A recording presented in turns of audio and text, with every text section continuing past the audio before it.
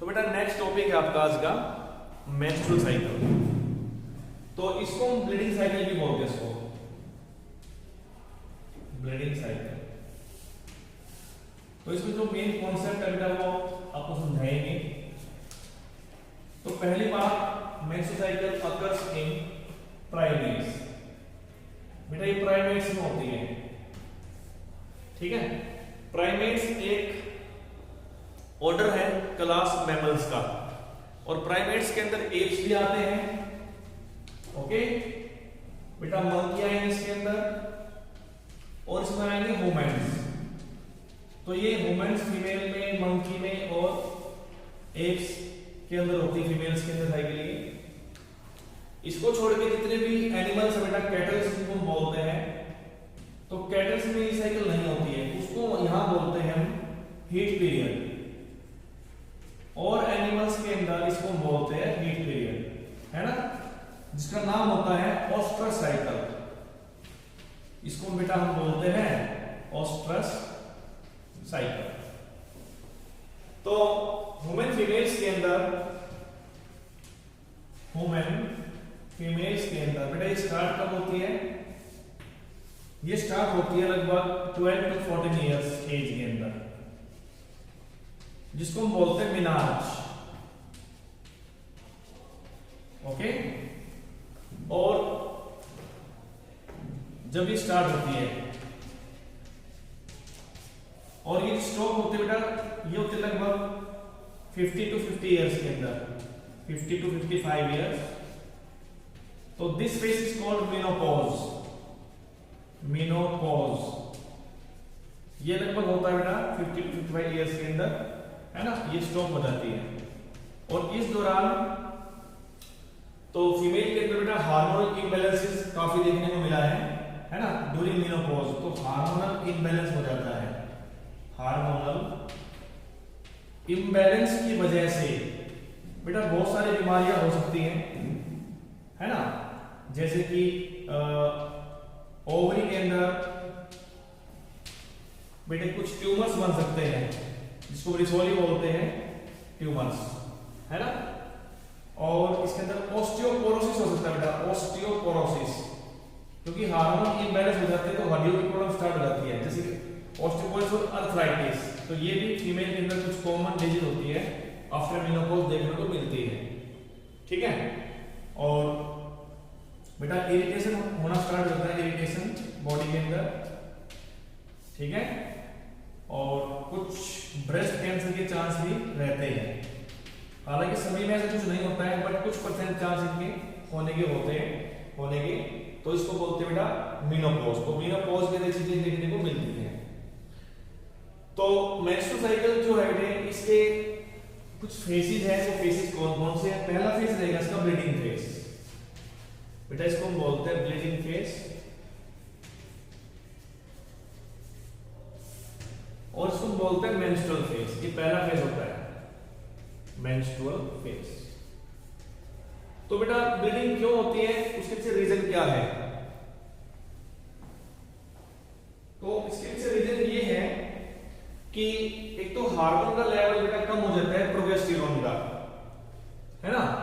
तो प्रोगेस्टेरोन का जो लेवल है इसके कम होने से, क्योंकि ये हार्मोन जो है एंडोमेट्रियम को थिक बनाता है और प्रेगनेंसी को मेंटेन करता है, तो इसका लेवल कम होने से क्या हो जाएगा, जो एंडोमेट्रियम होती है, एंडोमेट्रियम, तो बेटा ये थिन हो जाएगी, है ना। और थिन होने से जो यहां की ब्लड वेसल्स होती है इसके अंदर, ब्लड वेसल्स बेटे वो क्या हो जाएगी, वो हो जाएगी रप्चर। ब्लड वेसल्स हो जाती है रप्चर। तो फिर इससे क्या हो जाएगा, it may leads to, it may leads to discharge of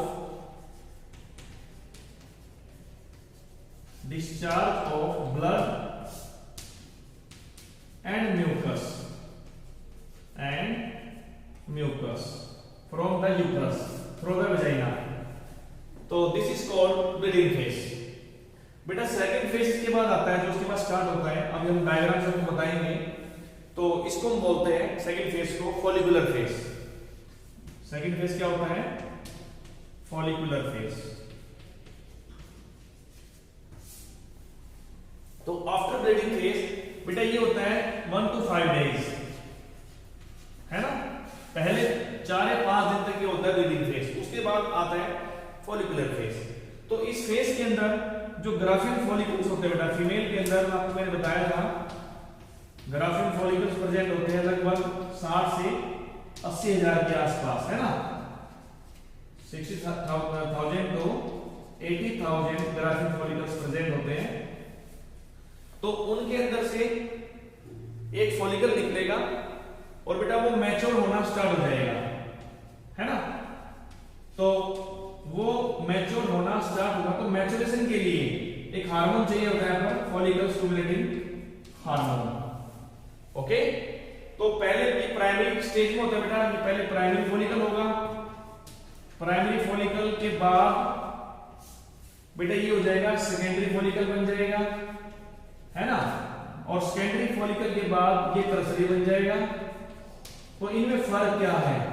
तो पहला जो फॉलिकल होता है बेटा ये वाला, इसके अंदर जो लेयर होती है वो सिंगल लेयर रहेगी ग्रेनुलोसा सेल्स की, और इसके अंदर एक एग होता है बेटा यहाँ पे। अभी ये एग मैच्योर नहीं है, अभी ये रिलीज होने की अभी उसमें नहीं है ये, ठीक है। तो ये प्राइमरी फॉलिकल है। प्राइमरी फॉलिकल से बन जाएगा सेकेंडरी फॉलिकल्स। वो कैसे बनेगा कि इसके चारों तरफ जो लेयर है ग्रेनुलोसा सेल्स की वो और ऐड हो जाएंगी, है ना। तो एक लेयर के बेटा एक लेयर इसके चारों तरफ और ऐड हो जाएगी। This is called secondary follicle. तो यहां पर ये दो लेयर बन गई है, एक इंटरनल थीका और एक एक्सटर्नल थीका, है ना। तो इसके बीच में जो एग है बेटा, अब ये भी मैच्योर होने वाला है, लेकिन अभी इसके अंदर मियोसिस नहीं होगा। मियोसिस कब होगा? Before ovulation. अभी जब ये ओवुलेट करेगा तो तब इसके अंदर मियोसिस हो जाएगा। उसके बाद एक लेयर और बेटा ऐड हो जाएगी इसकी चारों तरफ इन सेल्स की, और बीच में एक कैविटी बन जाएगी और उसको कैविटी को एंट्रम बोलते हैं, एंट्रम। अब देखना ठीक है ना बोर्ड बिल्कुल? Yes sir. तो बेटा ये लेयर पे लेयर ऐड हो जाती है, थीका बोलते हैं, theca. This is called theca in layer को। और यहां पर बीच में इसके एक एग होता है बेटा यहाँ पे, है ना। तो जब ये रिलीज होगा इसे तोड़ के बाहर निकलेगा टर्सरी फॉलिकल में से, तो सेकेंडरी ऊसाइट आएगा, मतलब मियोसिस होने के बाद आएगा वो। तो इसको चलो हमने ये बोल दिया कि मियोसिस 1 हो चुका है, सपोज कीजिए यहां पर मियोसिस 1 हो गया। अब ये क्या बन जाएगा बेटा यहां पर, ये सेकेंडरी oocyte, और ये फैलोपियन ट्यूब में रिलीज हो जाएगा। And this cavity is called antrum.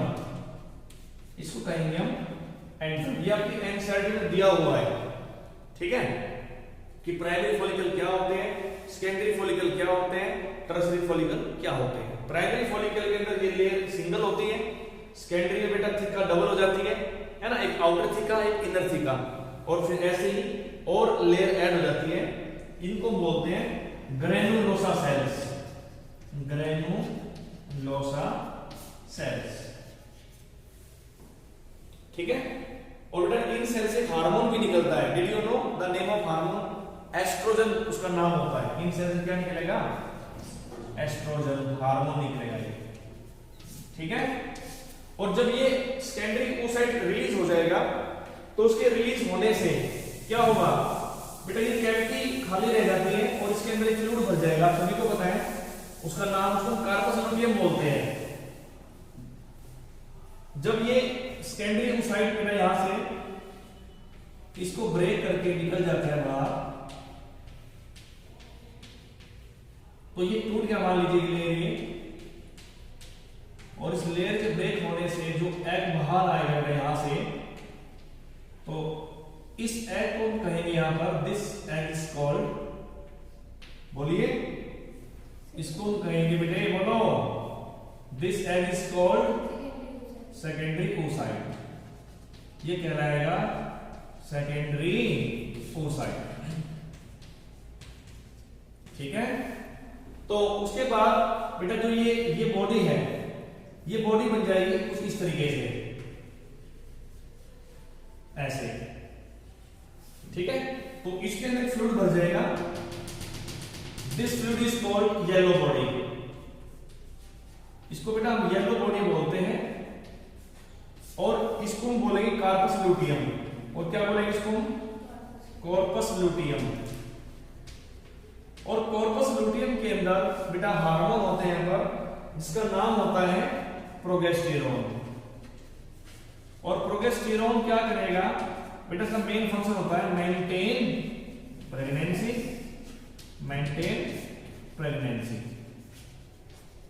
ठीक है। तो इसका लेवल ज्यादा रहेगा बॉडी के अंदर तो बेटा प्रेगनेंसी मेंटेन रहेगी। अगर इसका लेवल कम हो गया तो वो प्रेगनेंसी जो है वो मेंटेन नहीं रहेगी, तो it may leads to miscarriage. जो नेक्स्ट मेंस्ट्रुअल साइकिल स्टार्ट होती है नेक्स्ट मंथ की, तो इस हार्मोन के लेवल डाउन होने से होती है। वो कब? क्योंकि when the egg is not fertilised, जब ये एग निकला बेटा उसके अंदर फैलोपियन ट्यूब के अंदर, तो ये फर्टिलाइज नहीं होगा। और जब एग फर्टिलाइज नहीं होता तो क्या होगा? वो डिस्कार्ड हो जाएगा, खत्म हो जाएगा, डिजेनरेट हो जाएगा 3-4 दिन के अंदर। और डिजेनरेट हो जाएगा तो इधर से कार्पस लूटियम भी क्या हो जाएगा? डिजेनरेट।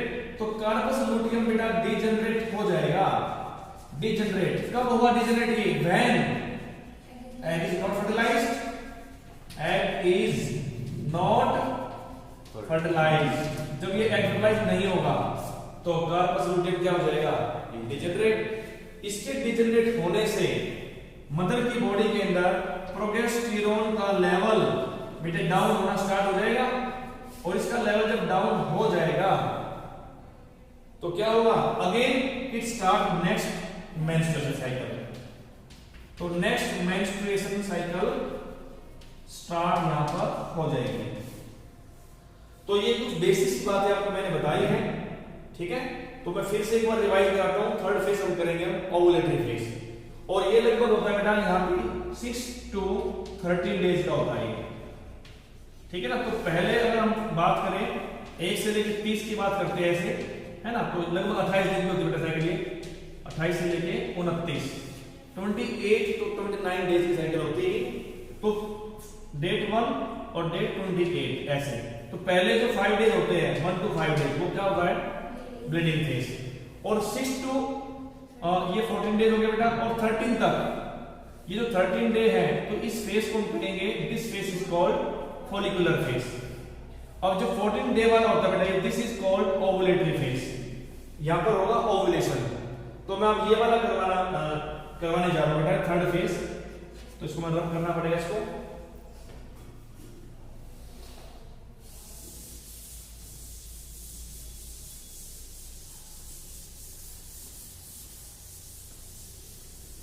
तो एक बार उसको अच्छे से देखते हैं दोबारा से एक बार। तो प्यारे बच्चों ये ऐसे करके हम बनाते हैं इसको,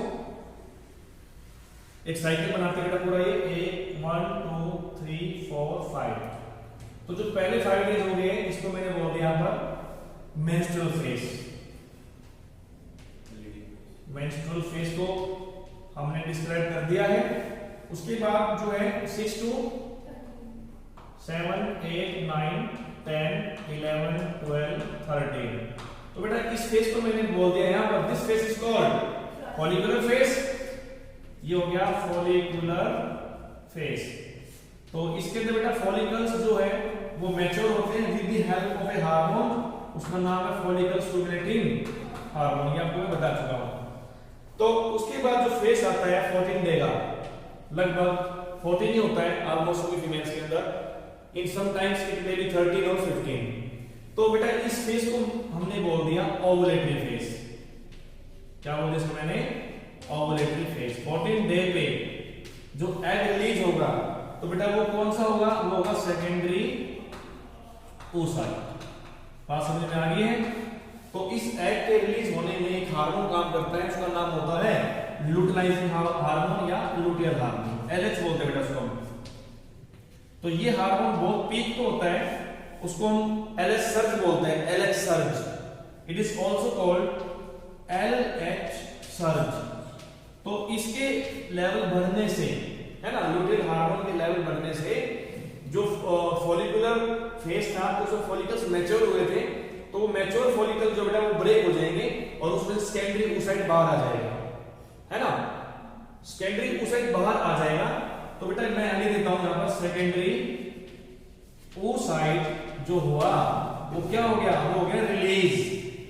ओके, तो this is called secondary oocyte। बेटा इसको मैं डायग्राम बताता हूं। तो this is called secondary oocyte। बेटा 15 to 16, 17 और ये हो गया लगभग 28 डेज। तो इस फेज को बेटा हम कहेंगे यहां पर सिक्रेटरी फेज। Secretary phase. और सिक्रेटरी फेज में बेटा क्या होता है, सिक्रेटरी फेज के अंदर बहुत सारा म्यूकस, ठीक है, और प्रोगेस्टेरोन हार्मोन, रिलीज होगा। और ये कहां से रिलीज होगा बेटा, ये कार्पस लूटियम से होगा ये हार्मोन। और म्यूकस बेटा यूट्रस के अंदर बन जाएगा, म्यूकस प्लग बनाने के लिए, सर्विक्स प्लग को बनाने के लिए, क्योंकि जो यूट्रस है वो अपने आप को प्रिपेयर करता है कि भाई जो एग आएगा वो एग की फॉर्म में नहीं आएगा, वो जाइगोट की फॉर्म में आएगा, एम्ब्रियो की फॉर्म में आएगा। और एम्ब्रियो जब आएगा तो वो अटैच करना होता है किससे, वो करना होता है एंडोमेट्रियम से। तो इस वाले फेज में यूट्रस वेट करता है एम्ब्रियो की कि भाई एम्ब्रियो आके जुड़ जाएगा किससे, किससे, यूट्रस वाल से, दैट इज कॉल्ड एंडोमेट्रियम। तो अब ये वेट करेगा एम्ब्रियो की, तो उसके अकॉर्डिंग ही ये अपने आप को प्रिपेयर भी करता है। जो एंडोमेट्रियम होती है थिक हो जाती है, क्योंकि इस टाइम पे हार्मोन का लेवल बहुत ज्यादा होता है प्रोजेस्टेरोन का। अब हुआ क्या यहां पर, हुआ क्या बेटा, ये अगर ये एग से एग फर्टिलाइज हो जाए स्पर्म के द्वारा, है ना, तो आपको सभी को पता है कि जाइगोट बन जाएगा, क्यों भाई, और जाइगोट से क्या बन जाएगा बेटा, ये एम्ब्रियो बन जाएगा। अब ये एम्ब्रियो जुड़ जाएगा किससे, ये जुड़ने की कोशिश करेगा किससे, एंडोमेट्रियम से, एक हफ्ते के अंदर। अगर ये एंडोमेट्रियम से जुड़ जाता है तो इस स्टेज को हम कहेंगे बेटा at this time mother become pregnant. अगर मदर प्रेग्नेंट हो जाती है तो कार्पस लूटियम कई दिनों तक एक्टिव रहेगा और लगातार हार्मोन प्रोड्यूस करता रहेगा। कौन सा हार्मोन, प्रोजेस्टेरोन, ताकि प्रेगनेंसी मेंटेन रहे। जब प्लेसेंटा बन जाएगा, जब प्लेसेंटा की फॉर्मेशन हो जाएगी तो फिर क्या होगा, फिर प्लेसेंटा वो फंक्शन परफॉर्म करेगा टू प्रोड्यूस प्रोजेस्टेरोन। जब तक प्लेसेंटा नहीं बन जाता तब तक बेटा हार्मोन कार्पस लूटियम प्रोड्यूस करेगा, या जो सेल्स होती है ये भी प्रोड्यूस करती है। आई बात समझ में? एक बात तो ये हो गई। अब एक दूसरी बात ये है कि when egg is not fertilized in sperm, अब यहां पे स्पर्म इसको फर्टिलाइज नहीं करेगा तो बेटा कुछ ही दिनों के बाद कार्पस लूटियम खत्म हो जाएगा, डिजेनरेट हो जाएगा और लेवल ऑफ प्रोजेस्टेरोन कम हो जाएगा। तो उसके लेवल कम होते ही तब तक ये बेटा यहां पर लेवल बढ़ता है तो कम, ऐसे लेवल कम हो जाएगा। जब इसका हार्मोन का लेवल प्रोजेस्टेरोन का ऐसे कम हो जाएगा, है ना, क्योंकि कार्पस लूटियम डिजेनरेट हो जाता है when egg is not fertilised, तो फिर क्या होगा, 28 तारीख के बाद या वो 29 या 30 हो तो नेक्स्ट मेंस्ट्रुअल साइकिल स्टार्ट हो जाती है। ठीक है, तो इसके अंदर ये 4 फेज होते हैं, है ना। तो यहां पर मैंने आपको बताया, तो this is called ovulatory phase. बेटा ये हो गया 3rd फेज। और सेक्रेटरी जो फेज होता है ये होता है 4th फेज। तो इस प्रकार ह्यूमन फीमेल के अंदर एक मेंस्ट्रुअल साइकिल परफॉर्म होती है इनकी बॉडी के अंदर।